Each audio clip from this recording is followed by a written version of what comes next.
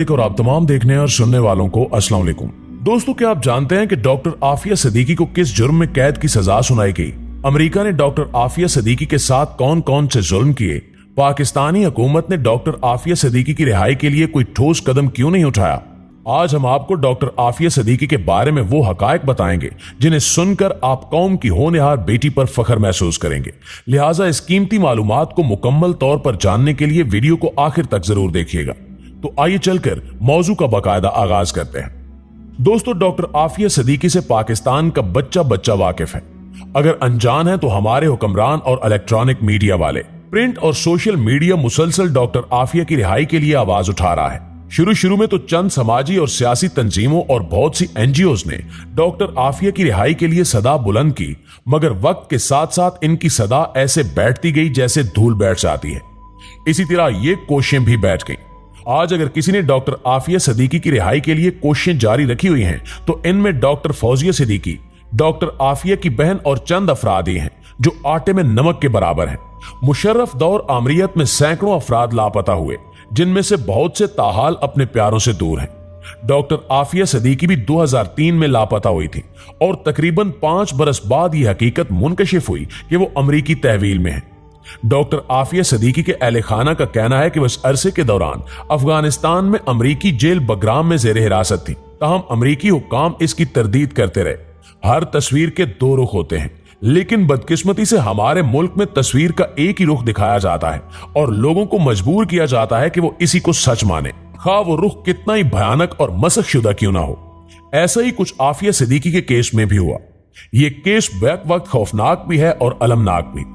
Doctor Aafia Siddiqui का ताल्लुक कराची के एक मजहबी घराने से है। बाप का नाम मोहम्मद साले सिद्दीकी और मां का नाम इस्मत सिद्दीकी है। डॉक्टर आफिया सिद्दीकी के वालिद चूंकि डॉक्टर थे, चुनांचे इन्होंने बेटी की तालीम और तरबियत पर खास तवज्जो दी।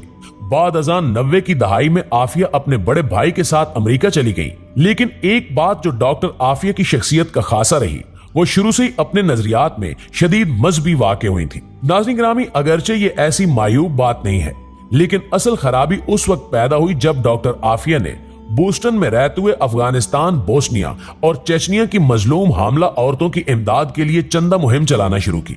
मगर इसमें भी कुछ गलत नहीं था, लेकिन चंदा इकट्ठा करने वाली जिन तंजीमों के साथ मिलकर आफिया ने यह काम किया, इनमें से एक की शाख नैरोबी में थी, जिसका नाम मर्सी इंटरनेशनल रिलीफ एजेंसी था और इसका ताल्लुक मुबैना तौर पर 1998 में मशरकी अफ्रीका में अमरीकी सिफारत खाने में होने वाली बमबारी से जोड़ा जाता था। बाद अज़ां ऐसी ही 3 और चंदा इकट्ठी करने वाली तंजीमों पर अमरीका ने अलकायदा से ताल्लुक के इल्जाम में पाबंदी लगा दी। 1995 में आफिया सिद्दीकी की शादी कराची के एक डॉक्टर अमजद खान से हो गई और शादी के 1 साल बाद इनका पहला बेटा अहमद पैदा हुआ। डॉक्टर आफिया की तरह डॉक्टर अमजद भी मजहब से लगाव रखते थे, लेकिन शादी के थोड़े ही अरसे बाद डॉक्टर अमजद को एहसास हुआ कि इनकी बीवी इनकी उम्मीद से कहीं ज्यादा मजहबी रुझानात की हामिल है। डॉक्टर अमजद के बकौल डॉक्टर आफिया सिद्दीकी ने कई मरतबा इस ख्वाहिश का इजहार किया कि इन दोनों को बोस्निया या अफगानिस्तान जाकर जिहाद करना चाहिए, लेकिन वो राजी नहीं हुए। इस बात पर दोनों की कई मरतबा लड़ाई हुई। फिर 9/11 का सानिया हुआ और दुनिया पर दहशत के साए लहराने लगे। आफिया सिद्दीकी की दुनिया बिल्कुल ही बदल गई।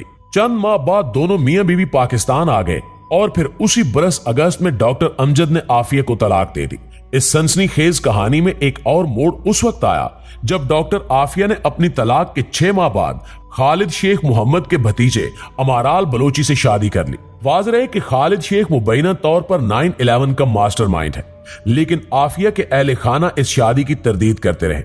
फिर मार्च 2003 में FBI ने एक आलमी तनबीह जारी की, जिसमें यह कहा गया कि डॉक्टर आफिया और इनका साबका खामिन अमजद खान इन्हें मतलूब हैं। इसके चंद हफ्तों बाद आफिया अपने तीनों बच्चों 6 साला अहमद, 4 साला मरियम और 6 माह के सुलेमान के साथ गायब हो गए। ये इस कहानी का एक और पुरस्कार पहलू है। अमरीकी हुकूमत ने अपने अटार्नी जनरल जॉन एशक्राफ्ट के जरिए डॉक्टर आफिया सिद्दीकी को अलकायदा की खतरनाक मजलूम मुल्जिम करार दे दिया, जबकि दूसरी तरफ डॉक्टर आफिया के अहले खाना ने कहा कि आफिया 2003 से 2008 तक 5 बरस अफगानिस्तान में वाक़े अमरीकी बगराम जेल में जेर हिरासत रही, जहां इन्हें इंसानियत सोज मजालिम का निशाना बनाया गया। इन पर इतना तशद्दुद किया गया कि ये अपनी यादाश्त तक खोने लगी।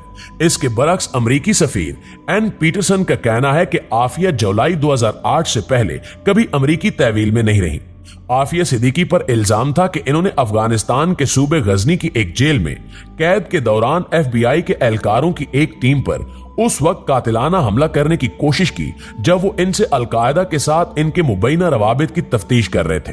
अगरचे उस हमले में कोई एहलकार जख्मी नहीं हुआ था, अलबत्ता अमरीकी फौजी की जवाबी फायरिंग से डॉक्टर आफिया सिद्दीकी के पेट में गोली लगने से जख्मी हो गई थी।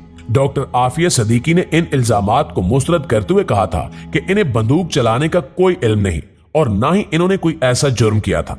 साल 2010 में एक अमरीकी अदालत ने डॉक्टर आफिया सिद्दीकी को अमरीकी फौजी पर हमले के जुर्म समेत 7 मुख्तलिफ इल्जामात में 86 साल की कैद सुनाई थी। एक अमरीकी अदालत ने 2012 में आफिया सिद्दीकी के मुकदमे की कार्रवाई के मुबैना तौर पर गैर शफाफ होने से मुतल्लिक आफिया के वकला के दावों और इनकी सजा के खिलाफ दायर इनकी अपील को मुस्तरद करते हुए इन्हें सुनाई जाने वाली कैद की सजा बरकरार रखी। डॉक्टर आफिया सिद्दीकी ने 86 साल की सजा गैर मुनसिफाना इस्लाम और मुसलमानों के दुश्मनों के हाथों पाई। नाज़रीन ग्रामी, जबकि दूसरी तरफ मलाला यूसुफजई के वाक़े को मद्देनजर रखा जाए तो यह हकीकत खुद ब खुद वाज़े होती चली जाती है कि मलाला को तालीम के नाम पर इस्तेमाल किया गया, इसको तमाम तर सहूलियात से नवाजा गया और इसे बरतानिया भेज दिया गया।